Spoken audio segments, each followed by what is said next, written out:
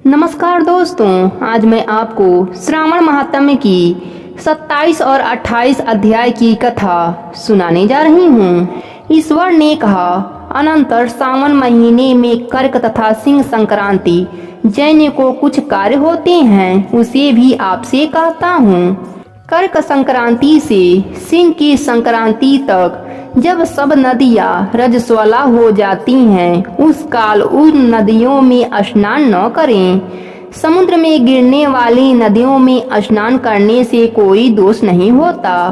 कुछ महर्षियों का कथन है कि कर्क संक्रांति से दक्षिण दिशा स्थित भगवान अगस्त के उदय काल तक नदियाँ रजस्वला रहती हैं। अल्प जल वाली छोटी नदियां जब तक रजस्वला रहती हैं कि अपने आप जिन नदियों की गति 8000 धनुष नहीं हो, उस नदियों में वर्षा ऋतु में 10 दिन तक स्नान न करें। उन नदियों को नदी न कहकर गर्त शब्द कहें। कर्क संक्रांति के आरंभ में महानदियां रजस्वला होती हैं। जैसे स्त्रियां 3 दिन तक अपवित्र रह चौथे दिन पवित्र हो जाती हैं, वैसे ही महानदियां भी 3 दिन अपवित्र रहकर चौथे दिन शुद्ध होती हैं। हे मुने, अब उनका वर्णन कहूँगा, आप सावधान होकर सुनो। गोदावरी, भीमरथी, तुंगभद्रा, बेड़िका, तापी और पयोसड़ी ये 6 महानदियां विघ्न पर्वत के उत्तर बहती हैं। भागीरथी, नर्मदा, यमुना, सरस्वती, विशोका तथा विस्ता के ये 6 महानदियां विघ्न पर्वत के दक्षिण बहती हैं। 12 महानदियां देवर्षि क्षेत्र में पार्दभूत हैं। देविका, कावेरी, गंजरा और कृष्णा ये 4 महानदियां कर्क संक्रांति हो जाने पर एक दिन रजस्वला होती हैं। कर्क संक्रांति से 3 दिन तक गौतमी नदी रजस्वला होती है।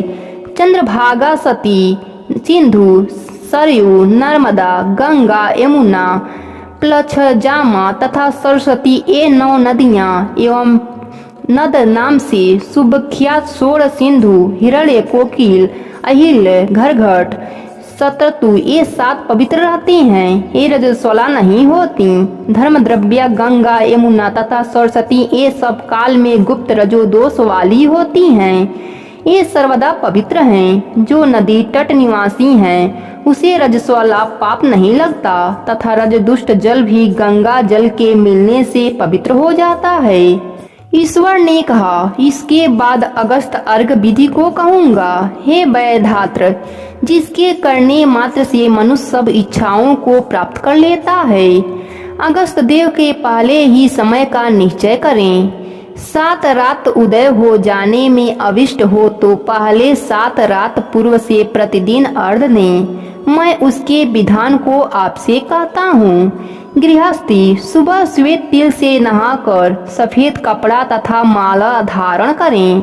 सोने आदि से निमित्त व्रत रहित कलश स्थापित कर पंचरत्न युक्त घी पात्र युक्त अनेक तरह से विभूषित कर उसके ऊपर तांबे का पूर्ण पात्र रखें। सोने की अंगिष्ट मात्र की वह प्रतिमा चतुर्भुजी रहे। प्रतिमा लंबी, हाथों युक्त, दक्षिणामुख, जटा मंडल धारी और शोभनीय, शांत, हाथ में कमंडलू, बहुत शिष्यों से घिरी, दर्भ अच्छित धारी तथा लोपा मुद्रा सहित हो। उसमें आवाहन कर गंध पुष्प आदि 16 उपचारों से पूजन करें।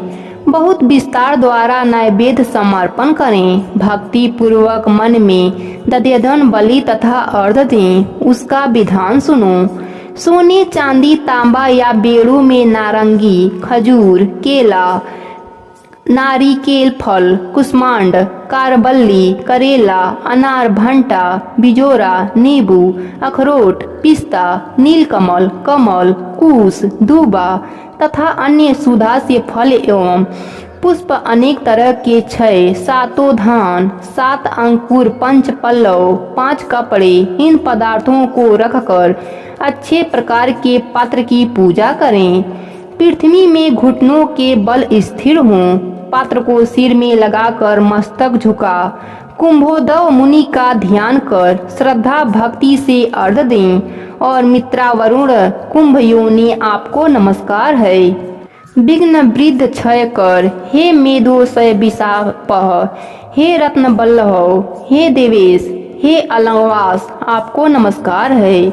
जिसने आतापी और महाबली प्रतापी को भक्षण किया, जो श्रीमान लोपामुद्रा के पति हैं, उन्हें नमस्कार है। जिसके उदर से पाप विलीन होते हैं, विविध व्याधि त्रिविध ताप नष्ट होते हैं, ऐसा कहकर पूजन करें, उन्हें नित्य नमस्कार है। आज की कथा यहीं पर समाप्त होती है। प्रेम से बोलिए भगवान शिव शंकर की जय हो।